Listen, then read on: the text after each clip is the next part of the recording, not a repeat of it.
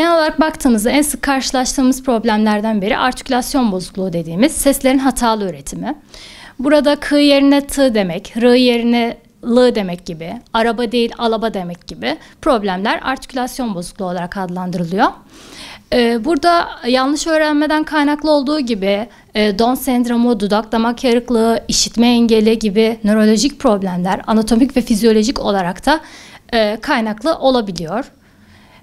Başka buna benzer olarak fonolojik bozukluk dediğimiz yine artikülasyonla karıştırılan problem, hatalı üretim görüyoruz burada da. Burada çok tutarlı hatalar olmadığı için artikülasyon bozukluğundan ayırabiliyoruz. Bir diğer konuşma bozukluğumuzda en sık karşılaştığımız problem yine gecikmiş konuşma. Burada da çocuğun yaşına uygun konuşmaması, 5 yaşındaki bu çocuğun 3 yaşındaki çocuğun seviyesinde konuşması veya 3 yaşındaki çocuğun hiç kelime üretememesi gibi problemler gecikmiş konuşma olarak adlandırılıyor. Bunun nedeni tam çeşitli olmakla beraber en sık uyaran eksikliği olarak biliniyor. Başka bir konuşma bozukluğumuz akıcılık bozukluğu dediğimiz kekemelik ve hızlı konuşmayı barındıran konuşma bozukluğu. İçinde de en sık karşılaştığımız, en çok şikayet aldığımız kekemelik var. Kekemelikte de kendi içinde çeşitlere ayrılmakta. Hece tekrarı dediğimiz ta takılarak konuşma, blok tipi dediğimiz elma şeklindeki kekemelik ve uzatmalı kekemelik dediğimiz elma şeklindeki kekemelik var. Bunun nedeni tam olarak bilinmiyor. Henüz bilimsel olarak açıklaması yok literatürde.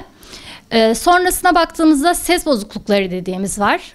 Bunlarda da daha çok yetişkinlerde görüyoruz. Ses bozukluğu, sesin perdesinde, şiddetinde, kalitesinde bozulmalar görülüyor.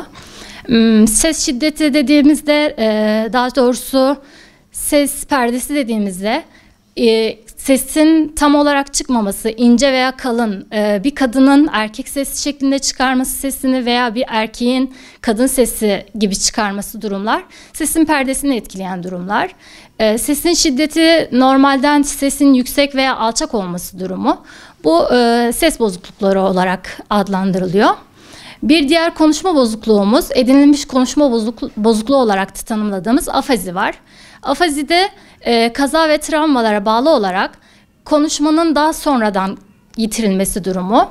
Yani normal konuşan yetişkinin bir kaza veya travma geçirmesi sonrasında kişinin konuşmasının kısmen veya tamamen yitirilmesi, konuşmayla ilgili beyin loblarının hasarlanması, anlama kısmının veya üretim kısmının hasarlanmasıyla veya her ikisinin birden hasarlanmasıyla konuşmanın ya tamamen ya da kısmen yitirilmesi durumu. Son olarak konuşma bozukluğu diyeceğimiz motor konuşma bozukluklarımız var.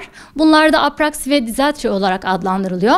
Burada da konuşmadan sorumlu kasların zayıflaması, güçsüzleşmesi, koordinasyonunun sağlanmaması durumunda motor konuşma bozuklukları ortaya çıkmaktadır. Bozuklukları incelediğimizde en çok genel olarak özgüven eksikliğini çıkartıyor ortaya. Kişilerin özgüvenini düşürüyor ve çocuklara baktığımızda okuma yazma becerilerini daha çok etkiliyor. Sosyalleşmesini etkiliyor. Duygu durumunu da etkiliyor aynı zamanda. Bunlar çocukların ve yetişkinlerin yaşayacağı durumlar. Çocukların akademik başarısını etkileyebilir. İleriki üniversite hayatını dahi etkileyen durumlar oluşabilir. Şimdi dil ve konuşma terapistleri olarak biz böyle bir durum yaşayan ailelerin direkt dil konuşma terapistlerine özellikle lisans diplomasını almış dil konuşma terapistlerine gitmeleri ne öneriyoruz.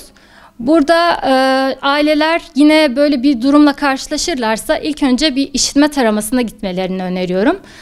Çünkü çocukları işitmiyor olabilir. Özellikle gecikmiş konuşma ve artikülasyon bozukluğu olan çocukların işitme kaybı yaşadığı düşünülebilir. Yine bir uzmandan mutlaka destek almalarını öneriyorum.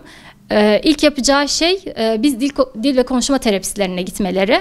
Aynı zamanda gittikleri dil konuşma terapistlerinin gerçekten dil konuşma terapisti olduğunu bilmeleri ve araştırmalarını öneriyorum. Özellikle kekemelik öğrencisi olabilir, normal artikülasyon yaşayan çocuklar çok fazla akran zorbalığına maruz kalıyor. Sen konuşamıyorsun, sen konuşmayı beceremiyorsun gibi çok şikayetler duyuyorum çocuklardan.